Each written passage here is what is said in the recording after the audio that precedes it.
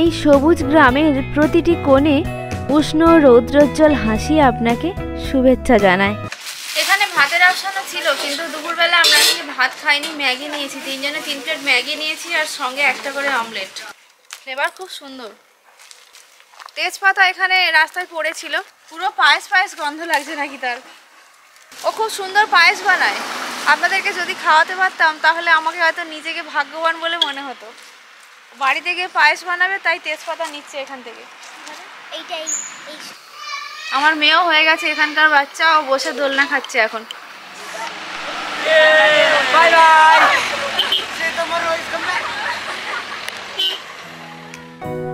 নমস্কার, আরও একটি নতুন পর্বে আপনাদের সবাইকে স্বাগত জানাই। কেমন আছেন সবাই?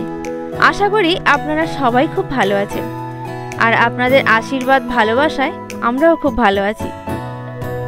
আগের পর্বে আপনারা দেখেছেন আমাদের ডাউকি ভ্রমণের কাহিনী।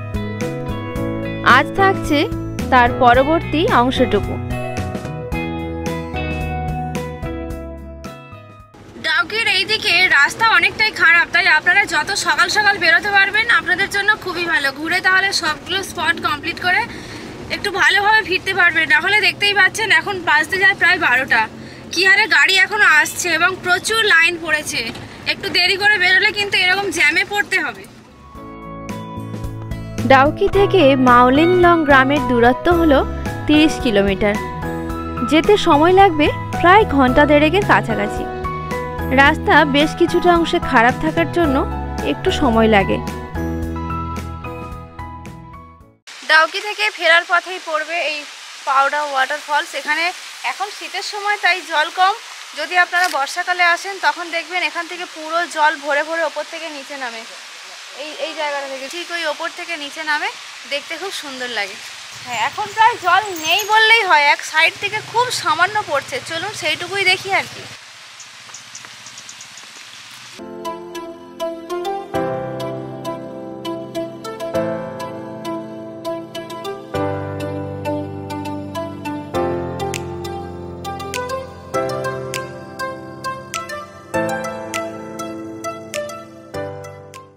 ডাউকি থেকে ছেড়ে আমরা মিনিট 15 গাড়িতে এলাম।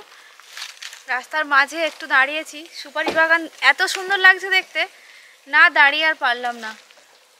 প্রকৃতির মাঝখানে একটুখানি সময় কাটাতে না পারলে ঘোরার এই প্রত্যেকটা দিন একদমই ভালো লাগে না আমার। এখানকার মানুষের প্রধান জীবিকা হলো এই সুপারি চাষ, সঙ্গে কিছু কলাও হয়, আনারস, সঙ্গে কিছু কমলালেবু, এছাড়াও আপনার ধান চাষ হয়, ভুট্টা হয়, এইসব। সুপারি বাগান রাস্তার দু সাইডে একদম সরু সরু লম্বা লম্বা হয়ে ভর্তি, ডান দিকে বাঁ দিকে সব দিকে। ওই ওপরেও দেখতে পাচ্ছেন এইদিকে পুরোটাই ভরে আছে।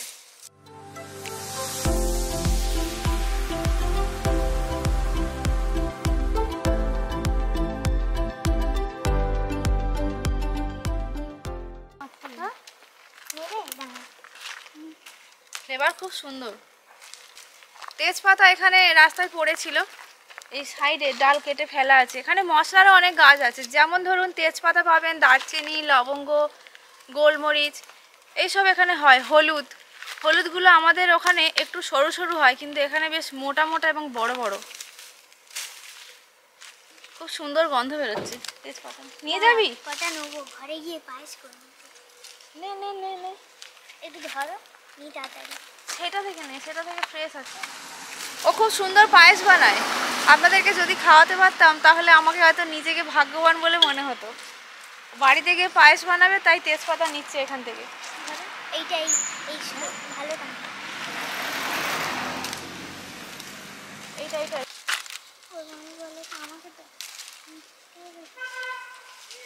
गाछ कोई वाला तो इसका पेड़ कहाँ है? পুরো পায়েস পায়েস গন্ধ লাগছে নাকি তার। আসলে বাড়ি থেকে বেশ কিছুদিন হলো বেরিয়েছি তো, ভালো কিছু খাবার দাবার পেটে পড়ছে না। যাকেই ফোন করছে জিজ্ঞাসা করছে কি রান্না হচ্ছে আজকে দুপুরবেলা, খেয়ে হচ্ছে না।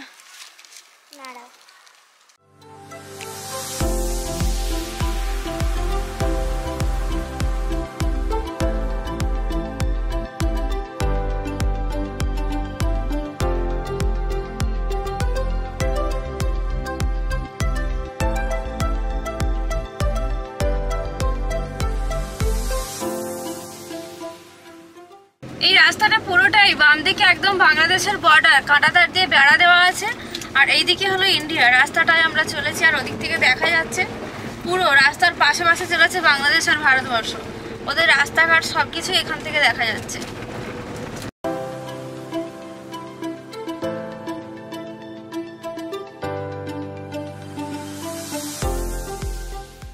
এখানে অনেকগুলি দোকান ছিল পরপর দেখতে পাচ্ছি, কিন্তু এখন একটাই দোকান খোলা আছে। এই ফলসটার নাম হলো বফিল ফলস। জল এখন এটাতে মোটামুটি আছে, খুব একটা খারাপ নেই। বর্ষার সময় তবে জল কিন্তু পুরোটাই ভরে নামে, তখন জলের স্রোত যেমন বেশি থাকে, জলও থাকে পরিমাণে অনেক।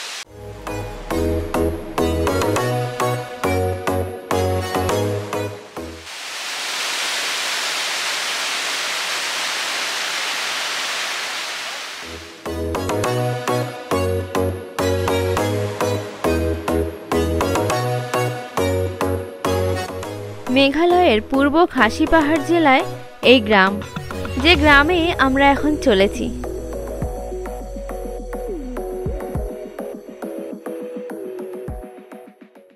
মাওলিলং গ্রাম আমরা চলেই এসেছি। এখানে এন্ট্রি দিয়ে ভেতরে ঢুকতে হবে। আমার মেয়ে ঘুমিয়ে পড়েছে, অনেকটা লম্বা জার্নি, আমাদেরও ঘুম লেগে গেছে।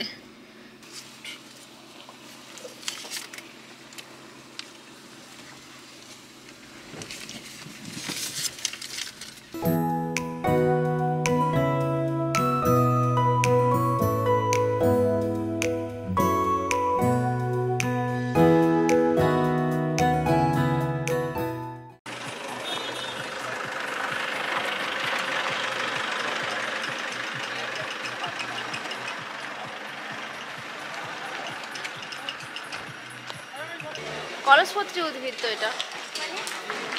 ওই যে ঢাকনা মতো আছে দেখো, ওর ভেতরে পতঙ্গ পোকামাকড় এগুলো ঢুকলে ওই যে ঢাকাটা না, ওটা বন্ধ হয়ে যায়, ওরা খায় ওইভাবে।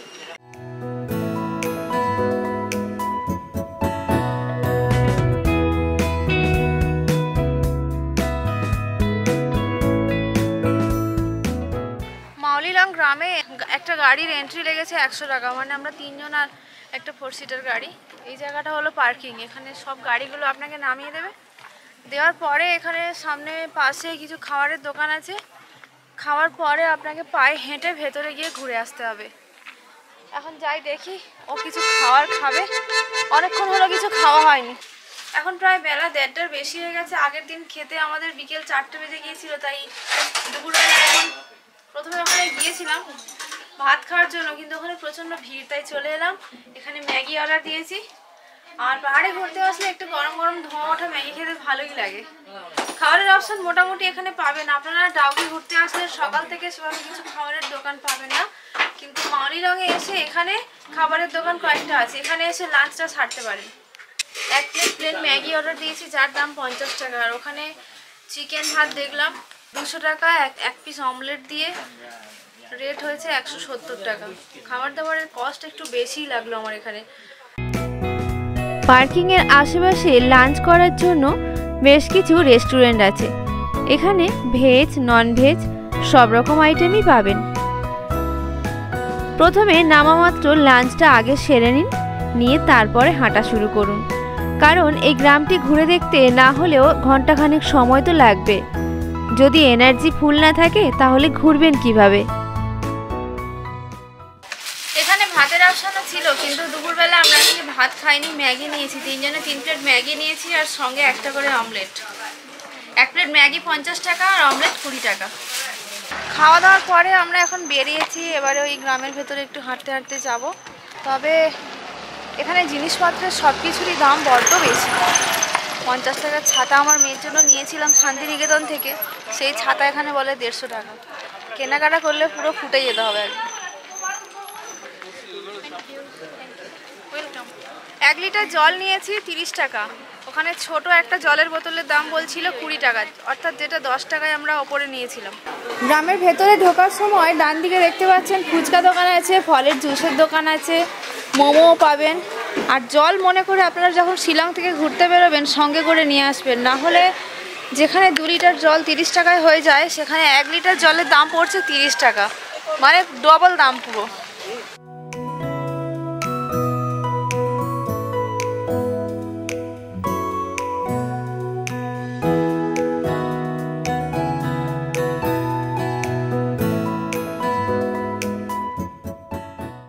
বড় একটা গাছের ওপরে ছোট্ট মতো খড়ের ছাউনি দিয়ে বাড়ি বানানো আছে, আর এখানে বাঁশের সিঁড়ি করা আছে।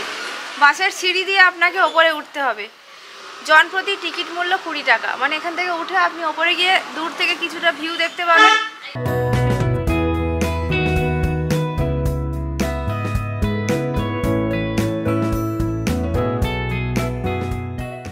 গ্রামের ভেতরে পুরোটাই সুন্দর পরিষ্কার পরিচ্ছন্ন করে সাজানো আছে গাছপালা দিয়ে।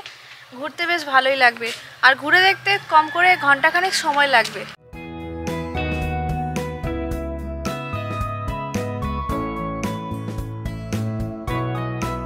এই গ্রামে মোট 2টি চার্চ আছে, তার মধ্যে এটি হলো একটি। বেশ সুন্দর পরিপাটি করে সাজানো গোছানো। কোথাও আপনি একটুও প্লাস্টিক কিংবা আবর্জনা পড়ে থাকতে দেখবেন না। পুরোপুরি নিট অ্যান্ড ক্লিন, চকচক করছে। সেই চার্চের ঠিক পাশেই রয়েছে এইরকম বেশ বড় একটা প্লেগ্রাউন্ড, যার চারিদিকে সবুজ গাছপালা দিয়ে লাইন করে সুন্দর করে সাজানো আছে।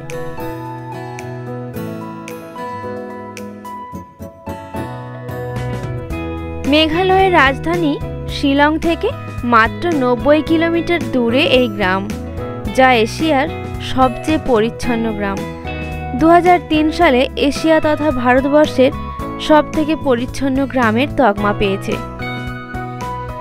এখানকার সমাজ ব্যবস্থা হলো মাতৃতান্ত্রিক। আশ্চর্য লাগছে শুনতে, তাই না? ঠিক একই রকম আমাদের এখানে যেমন হয় একটি শিশু তার বাবার পরিচয় বড় হয়, কিন্তু এখানে শিশু তার উত্তরাধিকার সূত্রে মায়ের পরিচয় বড় হয়, এবং মায়ের জ্যেষ্ঠ কন্যাই তার সমস্ত সম্পত্তির অধিকারী হয়। বিড়াল পুকুর মনে বসে আছে। পুকুর ছোট মতো একটুখানি জলাশয়, সেখানে কয়েকটা মাছও আছে মনে হচ্ছে। একটু আগে লাফালো একটা বিড়াল সেই ধারে, ওই জন্য ঠিক ওত পেতে বসে আছে।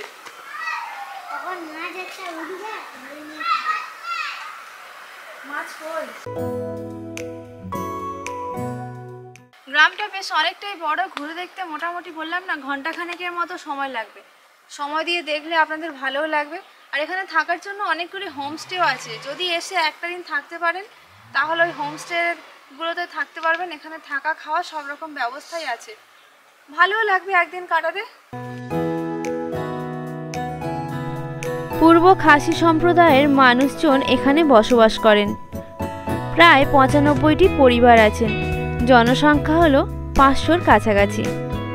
এখানকার মানুষের উপার্জনের প্রধান উৎস হলো কৃষিকাজ এবং সুপারি। এই গ্রামে তারা দলবদ্ধ হয়ে খাসিয়া সম্প্রদায়ের লোকেরা বসবাস করে। সকাল থেকে ঘুরে ঘুরে মোটামুটি খানিকটা ক্লান্তই হয়েছি। এই গাছতলায় বসে তার পুরোটাই রিকভারি করে ফেলেছি।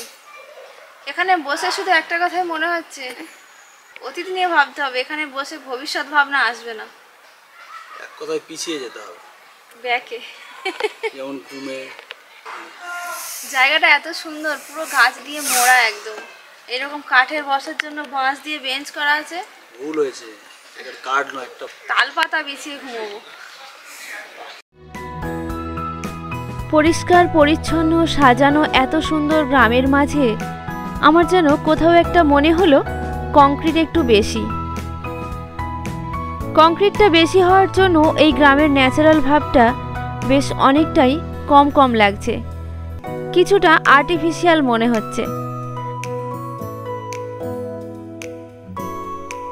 এই গ্রামের ভেতরে আপনারা যখন পায়ে হেঁটে ঘুরবেন তখন বেশ কিছু ক্যাফেটেরিয়া, রেস্টুরেন্ট, সঙ্গে মোমোর দোকান, ম্যাগি এইসব কিছু পাবেন।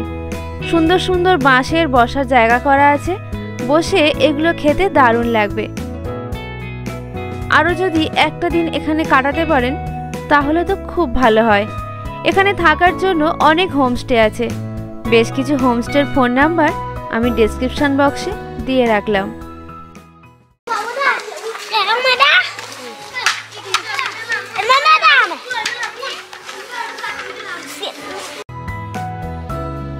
রাস্তায় চলতে চলতে এই ছোট্ট মিষ্টি বাচ্চাগুলোর একটা বিকেল আমাদের সঙ্গে খুব সুন্দরভাবে কাটলো। তাদের বিভিন্ন রকম খেলাধুলার সঙ্গে খুব ছোটবেলাটা মিস করছিলাম আমরা। মনে পড়ে না সেই স্কুল থেকে ফিরে বই ব্যাগটা বাড়িতে রেখে দিয়ে এক ছুটতে চলে যেতাম মাঠে। কি ভালোই ছিল দিনগুলো। হয়তো অনেক চেষ্টা করার পরেও আর সেই দিনগুলি ফিরে পাবো না। তাই ওদের ছোটবেলাগুলি দেখে সেই আফসোসটুকু করা ছাড়া আর উপায় নেই। মাউলিলং গ্রামের একদম শেষে আছে এরকম বাচ্চাদের একটা ছোট্ট মতো পার্ক, বড় সড়ো জায়গা। দোলনা হয়তো গোটা কিনেক আছে, কিন্তু হলে কি হবে, জায়গাটা খুব পরিষ্কার পরিচ্ছন্ন। এখানকার স্থানীয় বাচ্চারা এসে দোলায় দুলছে আর ওদিকে খেলছে, সাইকেল চালাচ্ছে, ভালোই লাগছে দেখতে। বিকেলবেলা সব বাচ্চাগুলো খেলতে বেরিয়েছে। আমার মেয়েও হয়ে গেছে এখানকার বাচ্চা, ও বসে দোলনা খাচ্ছে এখন। এই সবুজ গ্রামের প্রতিটি কোণে উষ্ণ রৌদ্রোজ্জ্বল হাসি আপনাকে শুভেচ্ছা জানায়। মাউলিনলং গ্রামের গ্রামবাসীরা অনেক সুখী। দেখবেন সবসময় তারা নিজের কর্মে ব্যস্ত, একটুও সময় অপচয় করে না। তেমনি নিখুঁত তাদের হাতের কাজ। প্রতিটি জায়গায় খুব সুন্দর করে বাঁশ দিয়ে পাতাবাহার আরও নানা রকম ফুলের গাছে বেড়া দেওয়া আছে। বেশ কিছু জায়গায় মাটির রাস্তা থাকলে গ্রামের ব্যাপারটা বোধহয় বেশি করে অনুভব করা যেত। তাই তো কবির কথায় লেখা, গ্রাম ছাড়া ওই রাঙামাটির পথ আমার মন ভুলায় রে। আমাদের ঘোরা প্রায় শেষের পথে। আমরা এবারে যাচ্ছি, গাড়িতে উঠবো। উঠে আমাদের এখনো দুটো স্পট বাকি আছে, লিভিং রুট ব্রিজ আর একটা সেই বড় মতো পাথর আছে না,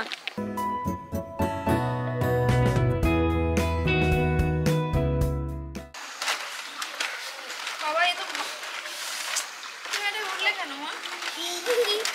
এমনি রাস্তা যেতে হচ্ছে, ভয় এদিকে উঠবো। চলো। কেন?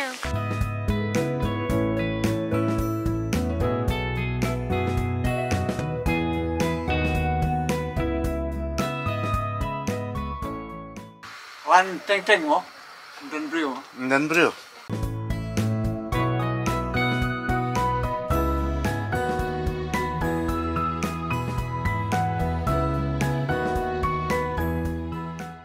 মাউলিলং থেকে ফিরে যাওয়ার পথে পড়বে ডান দিকে এই ব্যালেন্সিং রক, যার নিচে একটা ছোট পাথর আছে, ওপরে একটা বড় পাথর।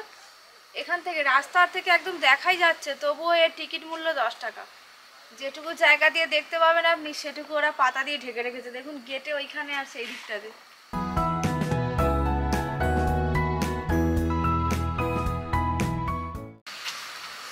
ওইখানে ওই নিচে ছোট পাথর, তার উপর ওটাকে বসিয়ে দিয়েছে মিস্টার।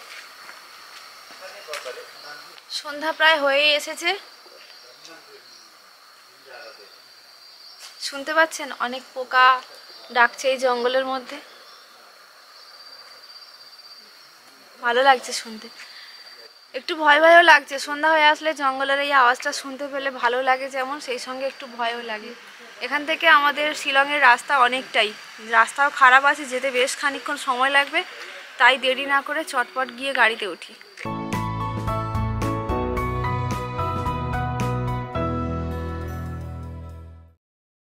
আমার খুব ভয় লাগছে, তবু আমি এখানে উঠেছি। কোথা থেকে কি চলে আসবে?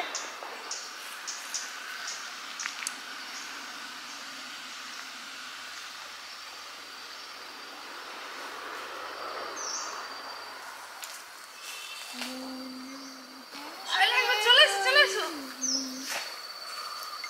बदनाम है कोई, गुमनाम है कोई, बदनाम है कोई।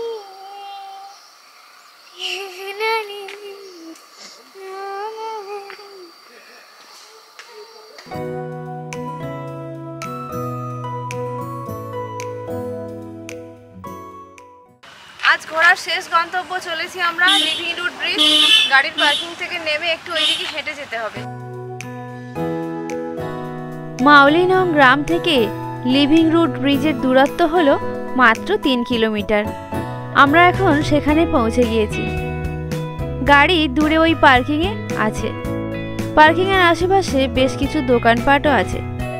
দোকানপাট পরে ঘুরবো, চলুন আগে ব্রিজটা থেকে ঘুরে আসি। ব্রিজে যাওয়ার যাওয়ার এই রাস্তাটা ভালোই অন্ধকার হয়ে গেছে, মানে খুব তাকিয়ে নিচের দিকে তারপরে হাঁটতে হচ্ছে।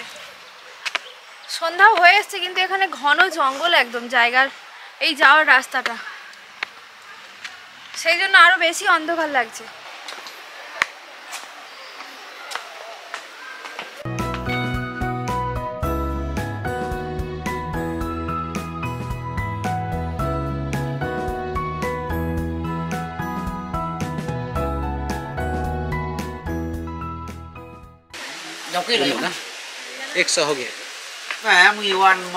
ওখান থেকে খানিকটা নেমে আসার পর ডান দিকে টিকিট কাউন্টার আছে, জনপ্রতি টিকিট মূল্য 40 টাকা, আর ক্যামেরার জন্য নিয়েছে 20 টাকা। আমাদের টোটাল লেগেছে 100 টাকা।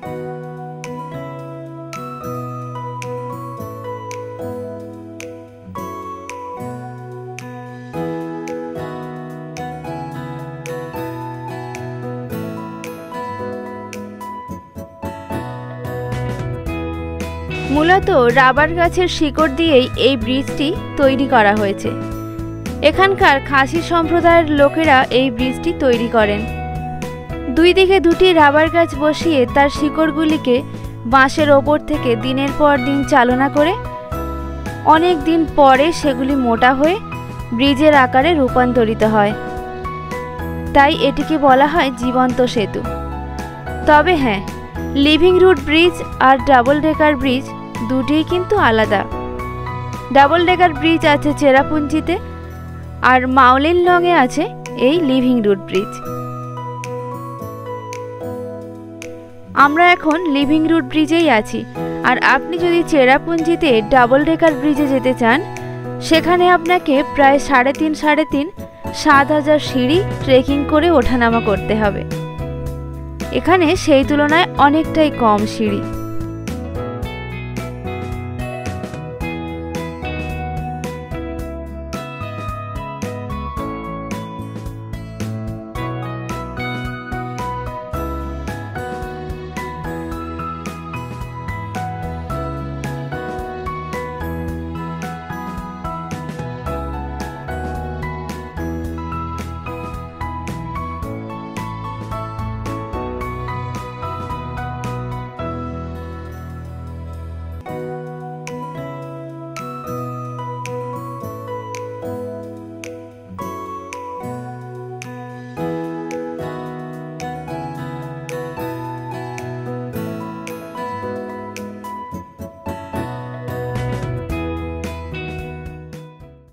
লিভিং রুট ব্রিজ থেকে ওঠার সময় সাইডে বেঞ্চ করা আছে, একটু বসে পড়েছি।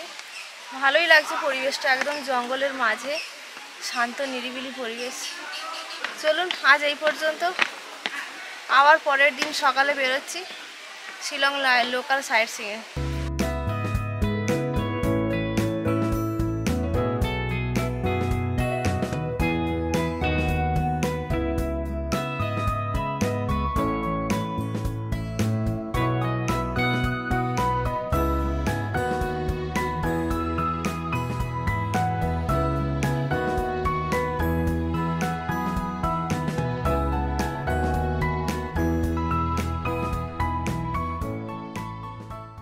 সুন্দর করে সাজিয়ে রাখা আছে দোকানগুলো, কাঠের তৈরি বিভিন্ন রকমারি জিনিসপত্র আছে, ব্যাগ, বাড়ি সাজানোর জিনিসপত্র, কাঠের বোতল, কাপ, আরও অনেক কিছু, চিরুনি। এখানে এগুলো কি কাজে লাগে? গাড়ি কোথায়? আজকের মতো আমাদের গন্তব্য শেষ, কিন্তু শেষ বললে আর শেষ হয় কি করে। রাস্তার মাঝে যাওয়ার সময় আমরা লিভিং রুট ব্রিজ থেকে ফিরছি এখন শিলং। যাওয়ার পথে এত সুন্দর একটা ভিউ পয়েন্ট দেখে দাঁড়িয়ে পড়েছি। আমার কাছে আসলে ওই যে স্পটগুলোতে ঘুরতে গিয়েছি না, ওগুলোর থেকে এই প্রকৃতির কোলে এই যে দৃশ্য, এগুলোই হচ্ছে সোনার মতো। ওদিকে সূর্যি মামা অস্ত গেছে, পুরো আলোর আভায় লাল হয়ে গেছে আকাশটা, লাল নীল সাদা, সঙ্গে মেঘের ভেলা ভেসে বেড়াচ্ছে, আর দূরে ওই সবুজ জঙ্গল, খুব সুন্দর লাগছে দেখতে। Bye bye.